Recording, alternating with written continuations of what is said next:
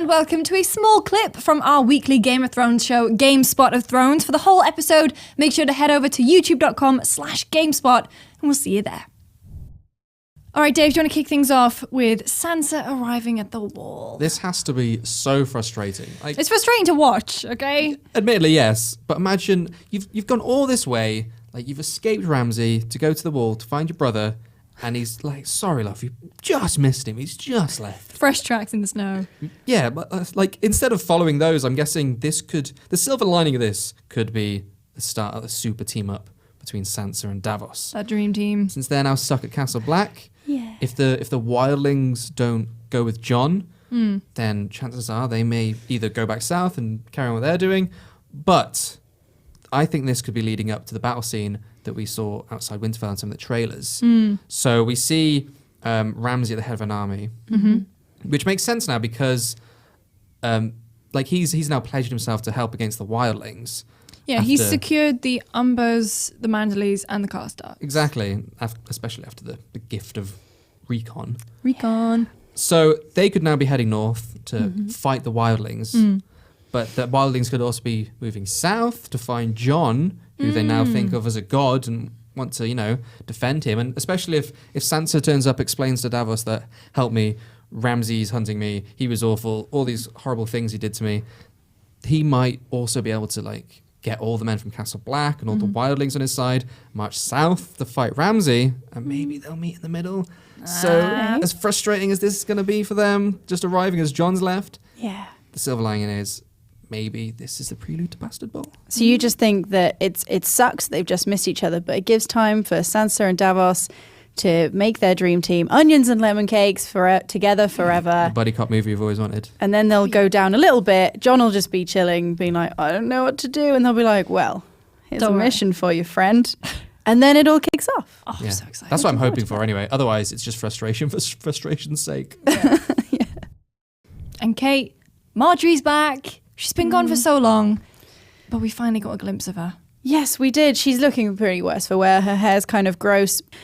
We see her in her cell, and she's finally being lifted up by a guy who looks like the High Sparrow. It's a spiritual and it's a symbolic thing of lifting her up, raising her up. Maybe she actually thinks she's going to confess now. And that's what Cersei goes and tells Olenna. She goes, Margaery's going to confess in front of the whole city. And Olenna goes, can't let that happen. For various reasons. It's embarrassing. It makes the Tyrells look bad. And, we don't want to know what she's been up to. She's been up to things that need to stay secret, probably. Yeah. Girls got to have her secrets. Oh, yeah. Olenna has loads. And so Olenna goes, yeah, we can't do that. And Cersei, surprisingly, says, I agree. So Buddy Cop movie version 2. we don't actually know what's going to happen here. Now, Cersei looks like she's saying I agree in that kind of smirky Cersei way. And that could either mean that she does actually agree, but only to get the Tyrells on her side so that she can fight the faith, which is plausible, or she's saying that because she's about to have the mountain kill everyone in the room and then kill Margaery, which is also plausible. We have seen in previous trailers, if I recall, the Tyrell army. Yeah. Like certainly Soldiers Mace Tyrell in his fancy garb with his giant plume of a helmet.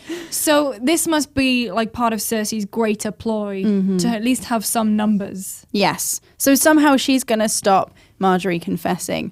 Hopefully not with murder, because that means she won't really have anyone on her side. Although I do kind of want to see a murder sooner or later. The Mountain hasn't really done many important murders. He smashed someone's head. That's about it. So I think we know that Cersei's going to get the Tyrells on side. We don't know how she's going to do that exactly. But it's likely. Manipulation and maybe murder of the High Sparrow somehow. Sooner or later it's going to happen. It could be next episode. And my love, my favorite character. I am so glad he's back. Littlefinger's back. Yay. You can see him with dear little sweet Robin and his minder. Basically, it just looks like Littlefinger is going to do what Littlefinger does best. That's not accents, admittedly.